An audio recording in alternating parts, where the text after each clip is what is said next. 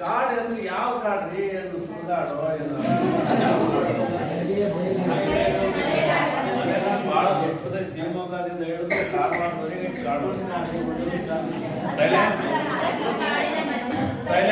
ನೋಡ್ರಿ ಅಂತ ಹೇಳಿ ಇದು ಒಂದೇ ಸಾಕು. ಒಂದು ಸಿಂಪಲ್ ಕ್ವಶನ್. ಈ ಪ್ರಶ್ನೆ ಬಂದ್ರೆ ಏನ್ ಬರ್ತೀರಾ? ಬರೆಯಲ್ಲ. ಮಾರ್ಕ್ಸ್ ಬೇಕಾ? ನಿಮಗೆ ಗೊತ್ತು, ಎಲ್ಲರಿಗೂ ಗೊತ್ತು. ಅವರು ಇದನ್ನ ಕವಿಶೈಲದಲ್ಲಿ ಬರೀತಾರೆ. ಅವ್ರು ಬರೆಯುವಂತ ಸ್ಥಳಕ್ಕೆ ಆ ಕವಿಶೈಲದಲ್ಲಿ ಹೌದಾ?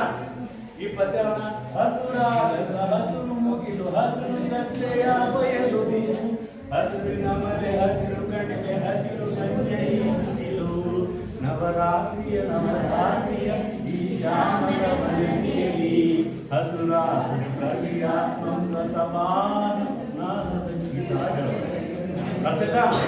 ಓಕೆ. ಆಗ್ತಾನೆ, ಓದ್ತಾ ಇದ್ದಾನೆ, ಕ್ಲಾಸಿಗೆ ಹೋಗ್ತಾ ಇದ್ದಾನೆ, ಸಂಜೆವರೆಗೆ ಹೋಗ್ತಾನೆ.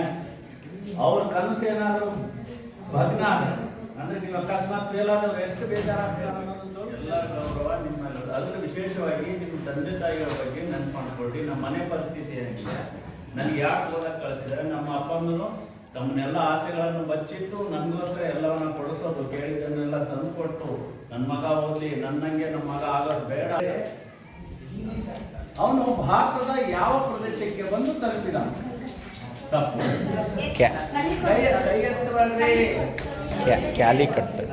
ಯಾರು ಉತ್ತರ ಕೊಡ್ಬೇಡ್ರಿ. ಗಲ್ಲಿಕೋಟೆಯ ಬಳಿ ಇರುವಂತ ಕಾಪಾಡ್ ಎನ್ನುವಂತ ಸ್ಥಳಕ್ಕೆ ಬರ್ತಾನೆ. ಹೌದಾ? ಹೀಗಾಗಿ ಉತ್ತರ ಸರಿಯಾಗಿ ನಾವು ಬರೆಯೋದನ್ನು ಕಲಿಬೇಕು. ನೀನ್ ಹೇಳೋ, ಅಥವಾ ಹೆಚ್ಚು ಬೇಡಿಕೆ ಇರುವಂತಹ ಸಾಂಬಾರ್ ಪದಾರ್ಥಗಳನ್ನ ತೆಗೆದುಕೊಂಡು ಹೋಗಿ ಬರ್ತಾ ಇದೆ. ಯಾವ್ಯಾವ ಸಾಂಬಾರ್ ಪದಾರ್ಥಗಳು? ಯಾವ ಮುಖ್ಯ?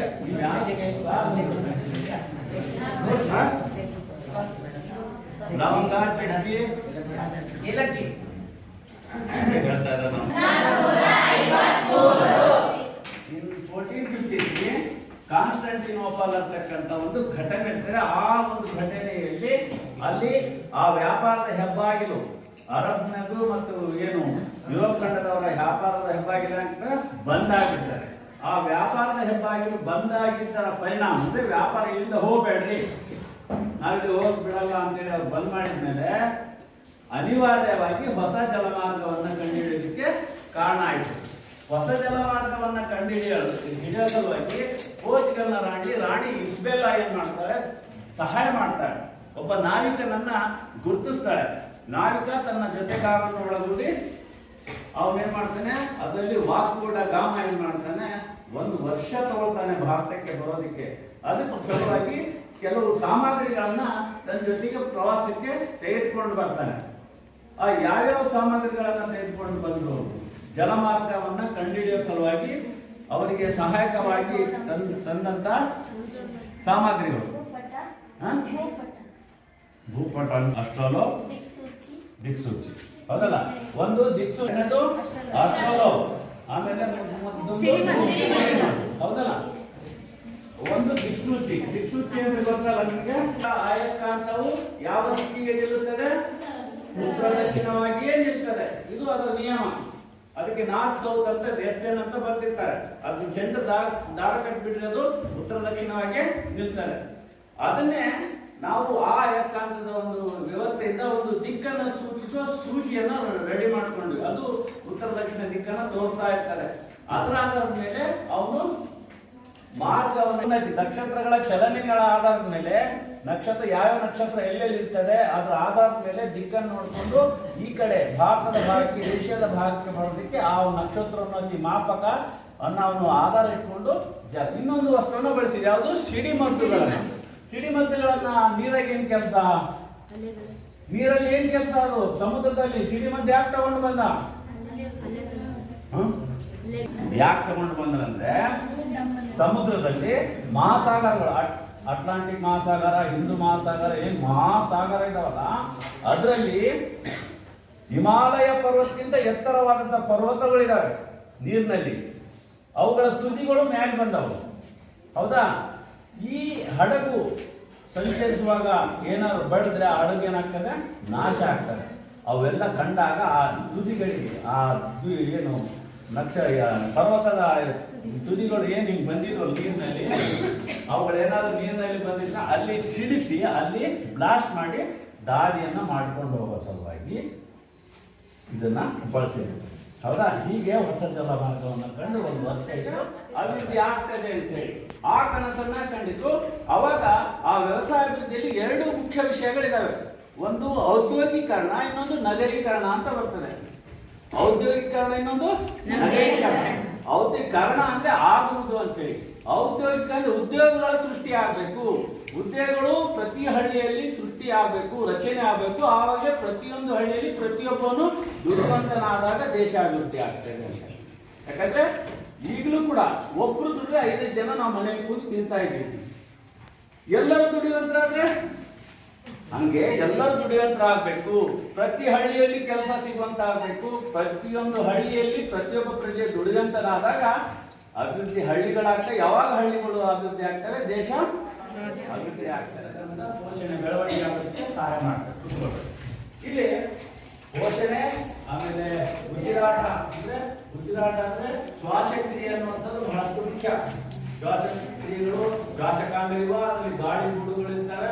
ಅವು ತಮ್ಮ ಆಮ್ಲಜನಕವನ್ನು ತೆಗೆದುಕೊಂಡು ಅಲ್ಲಿ ಕ್ರಮಬದ್ಧವಾಗಿ ಇಲ್ಲಿ ರಾಸಾಯನಿಕ ಕ್ರಿಯೆ ನಡೆದು ಏನು ಇಂಗಾಲದ ಡೈಆಕ್ಸೈಡ್ ಅನ್ನ ಹೊರಹಾಕ್ತಕ್ಕಂಥ ಕೆಲಸವನ್ನ ಅದು ಮಾಡ್ತಾರೆ. ಇಲ್ಲಿ ಜೀರ್ಣಾಂಗ ವ್ಯವಸ್ಥೆಯನ್ನು ಕೂಡ ನಾನು ಹೇಳ್ತೇನೆ. ನೀವು ದಾಸ್ಕೊಳ್ಳಿ. ಮೊದಲಾಗಿ ರಕ್ತ ಪರಿಚಲನೆ ಬಗ್ಗೆ ನಿಮ್ಗೆ ಇಂಪಾರ್ಟೆಂಟ್. ರಕ್ತ ಪರಿಚಲನೆ ಅನ್ನುವಂತ ಒಂದು ಪ್ರಶ್ನೆ ಬರ್ತಾರೆ. ಅದಕ್ಕಿಂತ ಮುಂಚೆ ನಿಮಗೆ ಜೀವಕೋಶಗಳು ಅಂದ್ರೆ ಏನು? ಜೀವಕೋಶ ಅಂದ್ರೆ ಗೊತ್ತಾ? ಏನು?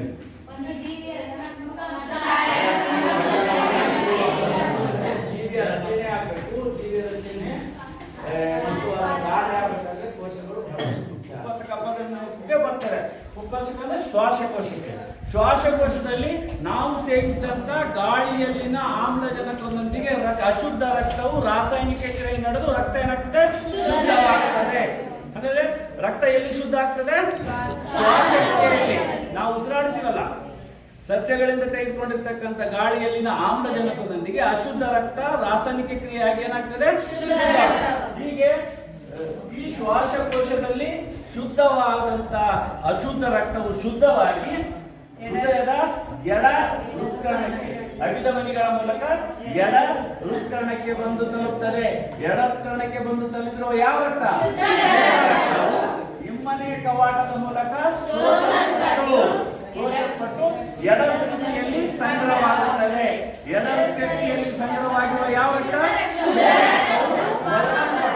ಪಂಪು ಕ್ರಿಯೆ ನಡೆದು ಒತ್ತಡಪಟ್ಟು ದೇಹದ ಎಲ್ಲಾ ಭಾಗದಿಂದ ಹೊರಟಿರುವ ರಕ್ತವು ಹೃದಯದಲ್ಲಿ ಚಲಿಸಲ್ಪಟ್ಟು ಮತ್ತೆ ದೇಹದ ಎಲ್ಲಾ ಭಾಗ. ಹೀಗೆ ರಕ್ತವು ಹೃದಯದಲ್ಲಿ 2 ಬಾರಿ ಹಾದು ಹೋಗುವ ಕ್ರಿಯೆಯನ್ನ ಚಲನೆ ಎಂದು ಕರೆಯುತ್ತಾರೆ. ಯಾರಾದ್ರೂ ಹೇಳ್ತೀರಾ? ಕಮಾನ್. ಇಲ್ಲಿ ದೇಹದ ವಿವಿಧ ಭಾಗದಿಂದ ಹೊರಟಿರುವ ಅಶುದ್ಧ ರಕ್ತವನ್ನು ಚಾಲು ಮಾಡಿ ಬಂದ್ಬಿಡ್ತದೆ. ದೇಹದ ವಿವಿಧ ಭಾಗಗಳಿಂದ ಹೊರಟಿರುವ ಅಶುದ್ಧ ರಕ್ತವು ಅಭಿಧಮನಿಗಳ ಮೂಲಕ ವಿವಿಧ ಭಾಗಗಳಿಂದ ಹೊರಟಲ್ಪಟ್ಟ ಅಶುದ್ಧ ರಕ್ತವು ನಿಚ್ಚ ಅಭಿಧಮನಿಯ ಮೂಲಕ ಬಲವೃತ್ತಕ್ಕೆ ಬಂದು ಸೇರುತ್ತದೆ. ಬಲವೃತ್ತದಲ್ಲಿ ಬಂದಿರುವ ಅಶುದ್ಧ ರಕ್ತವು ಕವಾಟಗಳ ಮೂಲಕ ಸೋಸಲ್ಪಟ್ಟು ಅಲ್ಲಿಂದ ಬಲವೃಕ್ಷಿಗೆ ಬಂದು ಸಂಗ್ರಹವಾಗಿರುವ ಅಶುದ್ಧ ರಕ್ತವು ಒತ್ತಲ್ಪಟ್ಟು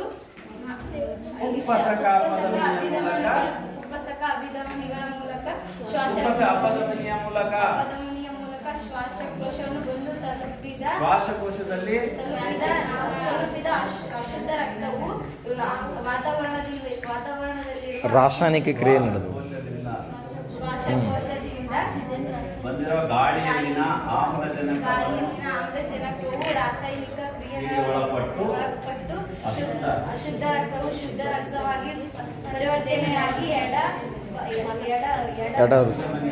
ಅಭಿಧಮನಿಗಳ ಮೂಲಕ ಬಲ ಹೃತ್ಕರ್ಣಕ್ಕೆ ಬಂದು ತಲುಪಿ ಅಲ್ಲಿಂದ ಎಡಕಣಕ್ಕೆ ಒಂದು ಬಂದಿರುವ ಶುದ್ಧ ರಕ್ತವು ಅಲ್ಲಿಂದ ಕವಾಟಗಳ ಮೂಲಕ ಸೋಸಲ್ಪಟ್ಟು ಸಂಗ್ರಹ ಎಡ ಕಕ್ಷೆಯಲ್ಲಿ ಸಂಗ್ರಹವಾಗಿ ಒತ್ತಲ್ಪಟ್ಟು ಮಹಾಪಧಮನಿಗಳ ಮೂಲಕ ದೇಹದ ಎಲ್ಲ ಭಾಗಗಳನ್ನು ತಲುಪುತ್ತದೆ.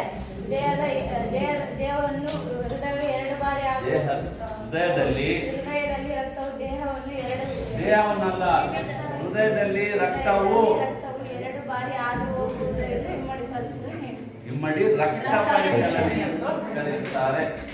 ಓಕೆ, ಸಿಂಪಲ್ ಇದೆ ನೋಡ್ರಿ. ದುರ್ಕರಣಗಳು ಈ ಕಡೆಯಿಂದ ಬಲದಲ್ಲಿ ಎಲ್ಲ ಎಡ.